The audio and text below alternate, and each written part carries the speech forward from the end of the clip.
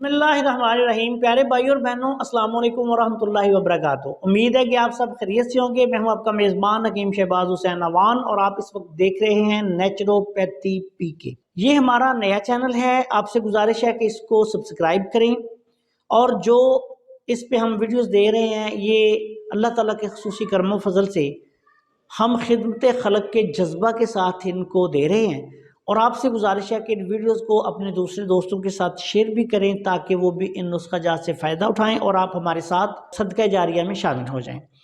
आज की इस मुख्तसर सी वीडियो में मैं आपकी खिदमत में ख़वातीन के मशहूर मसले लिकोरिया के लिए बहुत ही आला पाए का इंतहाई आसान नुस्खा बयान करने जा रहा हूँ। इसकी चंद खुराकों से लिकोरिया को फ़ायदा होता है और कुछ दिन के इस्तेमाल से अल्लाह के फजलो करम से लिकोरिया का खात्मा हो जाता है।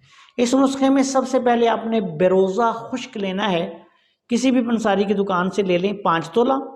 माजू बेसुराख, माजू ऐसे लेने हैं जिसमें सुराख ना हो, यानी उसको कीड़ा लगा हुआ ना हो, वो भी आपने लेना है 5 तोला। गुल पिस्ता, पिस्ते के फूल जो हैं ये पंसारी की दुकान से मिल जाते हैं, ये भी आपने लेने हैं 5 तोला। नस्पाल यानी अनार का ऊपर वाला जो छिलका होता है, अनार के छिलके को नस्पाल कहते हैं, ये भी आपने लेना है 5 तोला।